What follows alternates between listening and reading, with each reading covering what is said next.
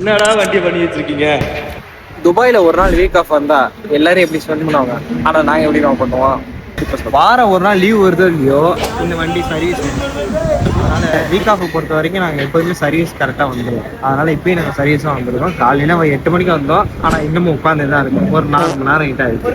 இங்கே bike service வந்ததுக்கு அப்புறம் தான் எங்களுக்கே ஒரு நியூஸ் தெரியும். வண்டி நம்பர் பிளேட் இதுக்கப்புறம் ஃப்ரண்ட்லேயே இருக்கும், பேக்லேயே இருக்கும். ஓடவும் முடியாது, ஒளியவும் முடியாது. அதாவது துபாயில இது வந்து பாத்தீங்கன்னா நியூ வண்டி. அதாவது இப்போ வர எல்லா வண்டியிலுமே முன்னாடி ஒரு நம்பர் பிளேட் இருக்கா, இதே நம்பர் பிளேட்டு பேக்லயே இருக்கும். இது எதனால இந்த வண்டி, இது புது வண்டி ஆக்சுவலா. இது எவ்வளவு கிலோமீட்டர் ஓடி இருக்காது, அது விஷயம்